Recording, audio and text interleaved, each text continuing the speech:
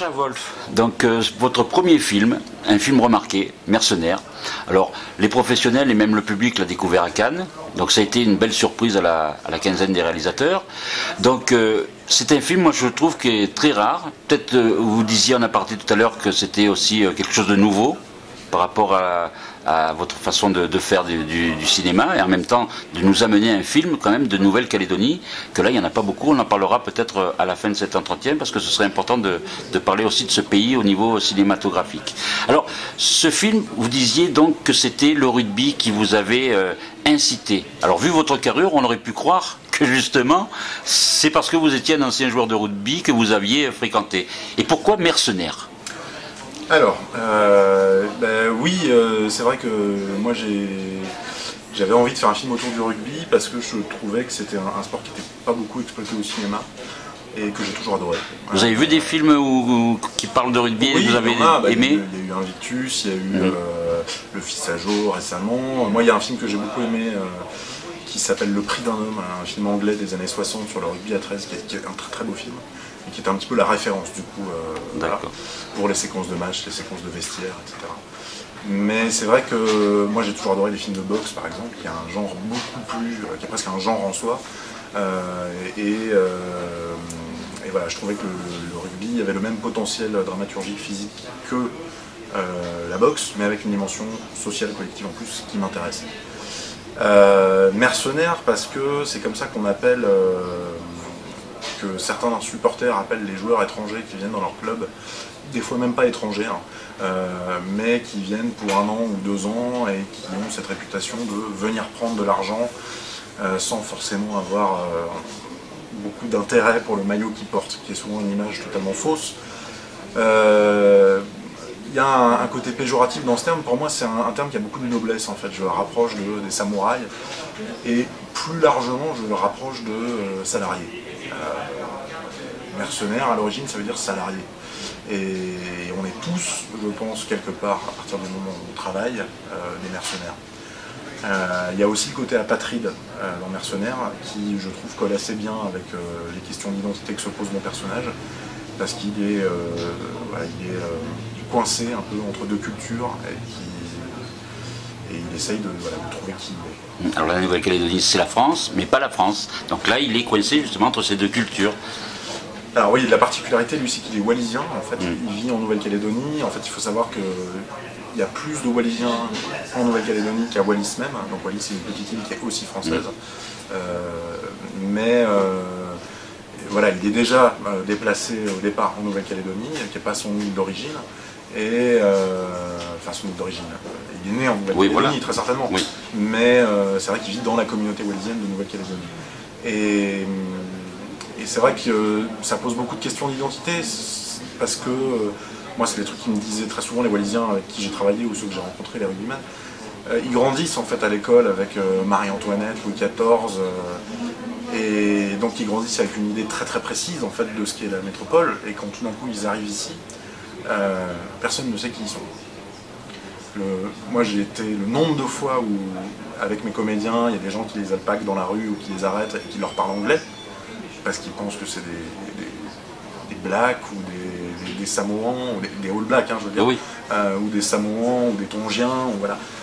Il n'y a pas cette culture en fait, il y a énormément de méconnaissance en France de ces territoires en fait. Et même moi, au tout début, quand je travaillais sur ce projet de film, je disais que voilà, je faisais un film qui racontait l'histoire d'un jeune wallisien. Très fréquemment, les gens me disaient un jeune quoi. Oui. Parce que c'était Leclésio qui disait que l'Océanie c'est le continent invisible. L'Afrique c'est le continent oublié, l'Océanie c'est le continent invisible. Tu regardes une carte du monde, tu vois pas l'Océanie. Il y a juste le Pacifique en fait. Et en fait, culturellement, historiquement, c'est la même chose. C'est-à-dire que c'est des endroits dont on a très très peu de représentation. C'est des endroits qu'on méconnaît totalement en métropole. Alors est-ce qu'ils ont les mêmes problèmes quand ils, justement pour... alors peut-être pas dans le rugby, mais de toute façon on le voit dans le film quand même, il y a quand même des réticences sur leur venue.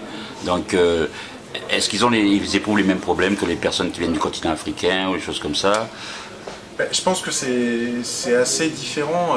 Oui, il y a quelque chose qui peut être similaire dans, on va dire, le rapport post-colonial qui existe pour les Africains quand ils viennent en France. Enfin, en tout cas, les anciens pays colonisés par la France, ça c'est sûr. Après, je pense que la grosse spécificité quand même, c'est qu'il est français. C'est pas un étranger. Voilà. Il est français, il a la nationalité française et il arrive, mais tout le monde le prend pour quelqu'un d'autre. Et moi, c'est vraiment ça qui m'intéressait, quoi, ce côté invisible et Mercenaires, c'est le 3e long métrage seulement à avoir été tourné en Calédonie de toute l'histoire du cinéma. Il y a eu des téléfilms, il y a eu des choses comme ça, mais long métrage de cinéma, c'est le 3e. Produit et c'est le avec premier la France. tourné en langue wallisienne. La Nouvelle-Calédonie, Wallis et la France, ce qu'on a déjà vu dans le cinéma, comme vous l'avez dit tout à l'heure, avec l'Afrique, le Maghreb, même la Corse, ou les pays comme les Antilles. La première fois que là, on est intégré réellement dans un film où ça nous parle vraiment de cette culture, cette coutume, cette tradition. Comment ça vous est venu en fait à vouloir partager ce moment, enfin comment dire, cette culture, ces coutumes avec le public? Oui, parce que c'est des choses que vous-même vous étiez coutumier justement, vous alliez souvent là-bas ou pas du tout? Vous l'avez découvert en même temps que le film? J'ai foutu la première fois les pieds pour le film, enfin pas pour le tournage. Hein. Oui. Pour écrire, parce qu'il fallait que je passe du temps là-bas quand même, sinon je pense que le film aurait pas été très réussi. Non, en fait c'est la rencontre avec Paki, qui joue Abraham dans le film. Qui a tout déclenché. En le rencontrant, j'ai découvert une culture, j'ai découvert une problématique que je ne soupçonnais pas véritablement avant. Et cette problématique, finalement, elle a décalé le sujet de mon film. Au début, j'étais plus sur l'idée de faire un film autour du rugby, et finalement, le rugby est devenu secondaire. Après, moi, ce qui m'intéresse, c'est que finalement, le problème qui est posé par cette spécificité wallisienne ou calédonienne, il y a plus largement la question de c'est quoi quitter l'endroit d'où on vient pour aller ailleurs, quoi. Finalement, la question peut se poser aussi pour des gens qui vivent à la campagne et qui arrivent dans les grandes villes, ou comme c'est par exemple le cas dans Rocco et ses frères, qui est un film qui a été vraiment important dans la construction de celui-là.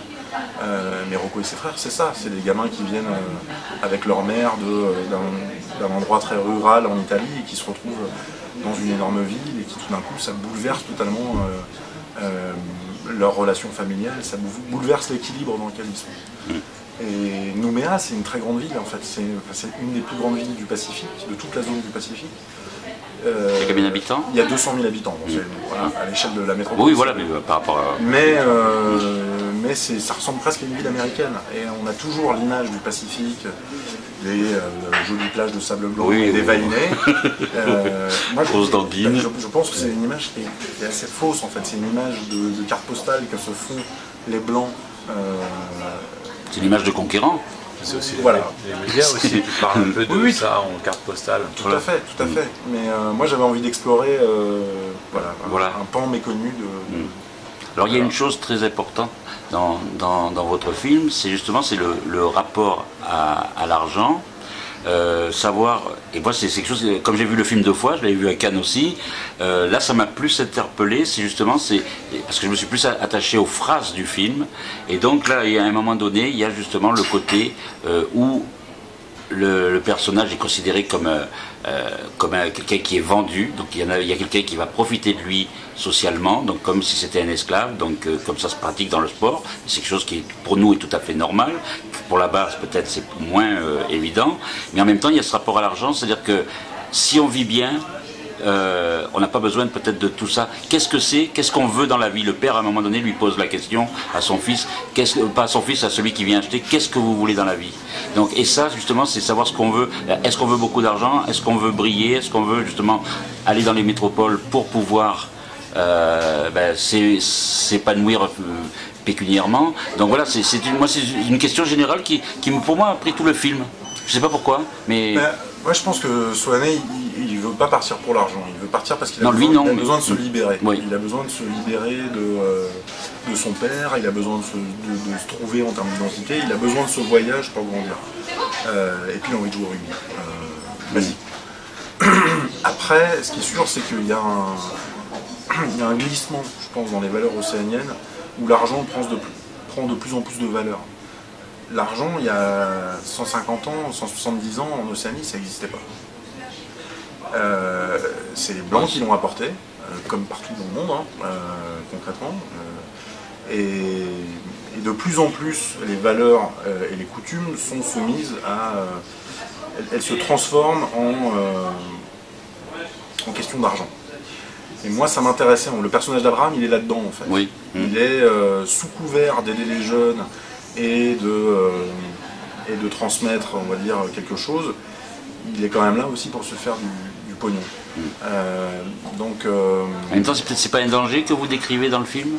Un danger, c'est-à-dire... C'est-à-dire de vouloir justement trop posséder, trop... Parce que c'est vrai que dans le sport, on peut gagner beaucoup d'argent rapidement, si on est bon, si on est recruté. Donc est-ce qu'il n'y a pas un petit danger justement pour... Si, mais pour moi le danger il n'est pas juste dans l'argent, il est dans la façon dont les questions d'argent sont instrumentalisées par exemple le patron du club qui a ce côté très paternaliste, où il y a toujours cette histoire de non mais tu peux le faire pour le club, non mais tu peux le faire pour ceci, non mais tu peux le faire pour cela.